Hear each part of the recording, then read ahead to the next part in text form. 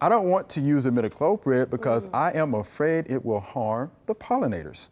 What else can I use for pests on my flowering plants? And this is Lisa from Indianapolis, Indiana. So Celeste, don't you like this? She I do actually like this. does not want to use the soil drenches, right? Yes. Imidacloprid being one of those.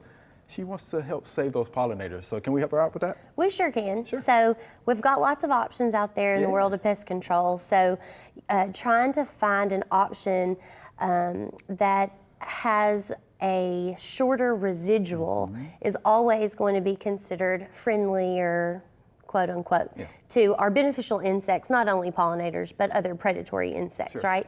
So some of those options would be insecticidal soaps, horticultural oils, things of that nature. We can even look for products that have very targeted species control, like BTs. Bacillus thuringiensis targets specific species of insects, so you know that you aren't, spreading that wide blanket. You're being very targeted in your approach.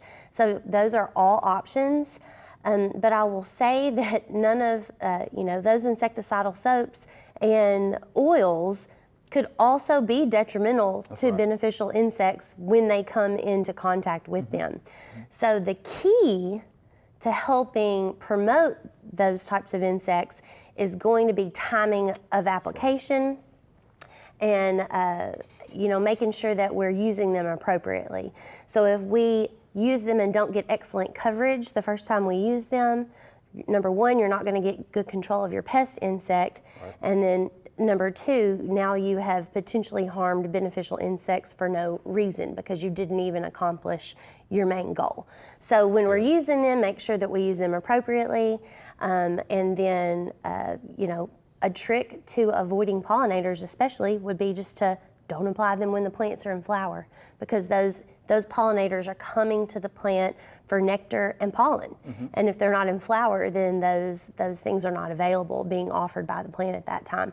So for example, if you're doing something in your lawn and you've got some flowering weeds, mow your lawn before you need to spray an insecticide. Or target those flowering plants either before they go into bloom or after.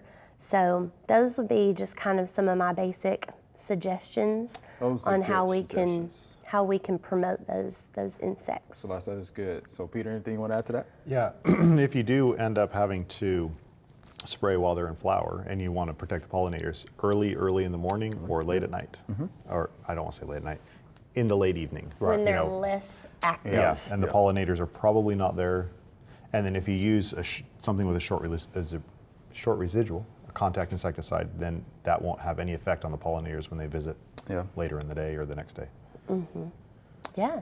So we're glad, Lisa, that you want to take care of those pollinators. Definitely. This is good. So I always tell people least toxic pesticides. Yes. Or what you should use. Read and follow the label on that. You don't want to spray any of these when temperatures are above 85, 90 degrees because you will get burning. So you definitely don't want to do that. But the oils, the soaps, yeah, they work. And we want to be good stewards of what we've been granted. So, which is, again, read and follow the label on that, and you should be fine. And we should also mention that, many of these insecticides that we're talking about, soft-bodied insect pests. Yeah, your aphids, your thrips, your mealybugs, and things like mites. So it will control those as well.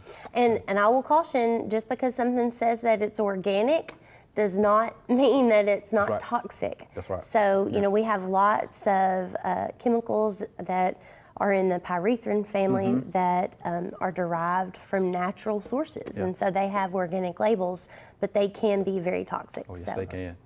Again, read and follow the label. So identify your insects and learn when the best time is to kill them. Right, and I always like to say life cycle. Yes. If you can learn the life cycle, it helps, because there's a vulnerable period during that life cycle when you should be using these insecticides. And you can use the really low impact insecticides as opposed to having to, go to the imidacloprids or something like that. That's right. We hope you loved the video. We would love for you to ask more questions. Be sure to leave those questions in your comments.